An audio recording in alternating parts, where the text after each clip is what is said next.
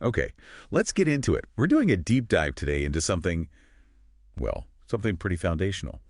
It's a text from the Ghosts movement, known simply as the Codex. And it's architectural, really, if you're familiar at all with the larger Ghosts universe, which is all about finding your footing when everything is changing. This is the bedrock. It really is.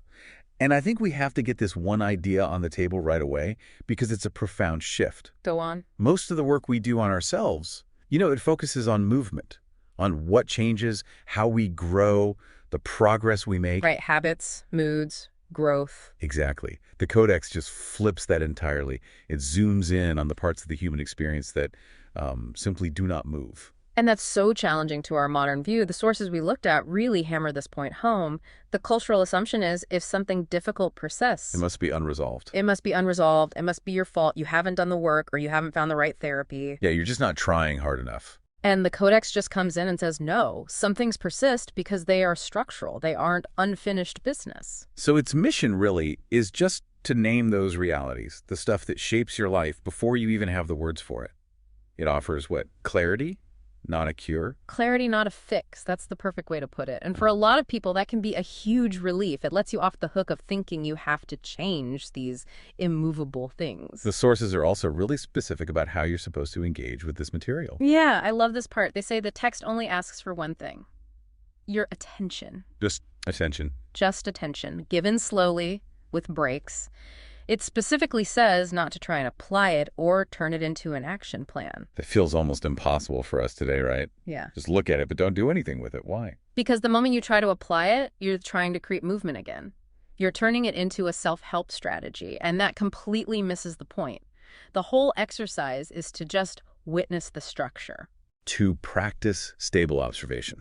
Okay, so let's try to do that. Our goal today is to unpack the 4 axes the Codex lays out. And these aren't stages or personality types. No, not at all. They're just conditions, the boundaries that shape how life unfolds for everyone.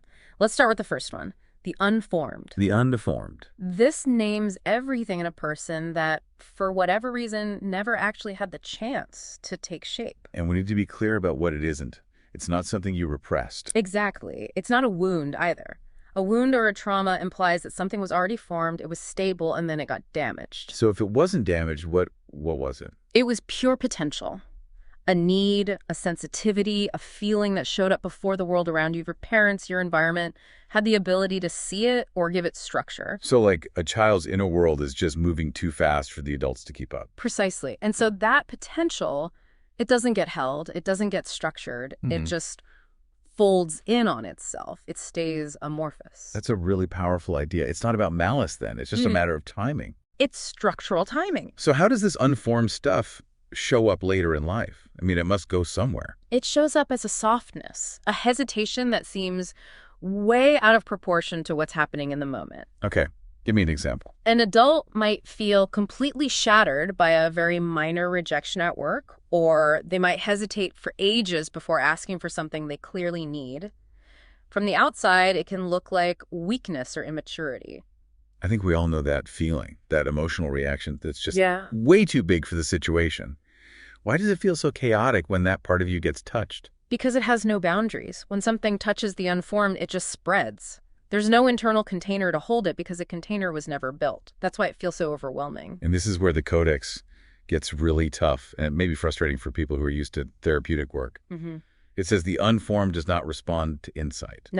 No amount of thinking about it fixes it. You can't reflect your way into giving structure to something that never had it to begin with. The text is very blunt about that. So all that journaling, all that understanding of why it happened. It's useful for context, but it can't retroactively build the structure. It operates beneath the level of your intellect. And knowing that, it can remove such a huge burden of self-blame. That tenderness isn't you failing, it's just evidence of timing. That recognition is the relief. Okay. So from the unformed, but never took shape, we move to axis 2, the finite. Yes, the finite. This is the structural certainty that everything that does take shape, everything that exists, does so within limits. Time, our bodies, our energy, relationships. All of it. It's not just about dying, it's the shape of every single day, every choice. And we fight this so hard. As a culture, we are just allergic to limits. We treat them like problems to be solved. Or obstacles to overcome through sheer force of will. Right. We invest so much energy in this illusion of endlessness. We put things off, we avoid the hard choice, thinking we'll have infinite time and energy later. And this is why, when things end, we ask the wrong questions. Yes. We jump straight to what went wrong or how could I have fixed it? The Codex suggests that many things end simply because they've reached their limit. It's a structural conclusion, not a personal failure. That can sound a little bleak, though, can't it? Accepting that things just run out. Doesn't that lead to resignation? I think it leads to orientation, not resignation. Here's the paradox. Accepting the finite doesn't make the feelings go away. You'll still feel grief or regret. Of course. What it removes is the argument. You stop fighting with reality. You stop wasting energy insisting that a boundary shouldn't be there. The feeling is still there, but the internal war stops. So the freedom is in redirecting that wasted energy. Exactly. And the text is so clear. Time isn't neutral. Postponement has consequences. The capacity you had 5 years ago might just not be available now. And even love, which feels so infinite, exists within these finite structures. It deepens our experience, but it doesn't cancel the limits. Okay, that makes sense. Let's move to Axis 3, the broken. This feels connected but different. It's about how interruption changes us permanently. Yes. The broken is what happens at a structural level when pressure exceeds the capacity you had available at that time. And capacity is always relative. It depends on your age, your support, the context. It's not about how big the event was objectively. Not at all. It's about the internal structural alteration, the fracture. And here's the absolute key. Once a structure breaks, it never, ever resets to its original form. It reorganizes around the break. Like scar tissue.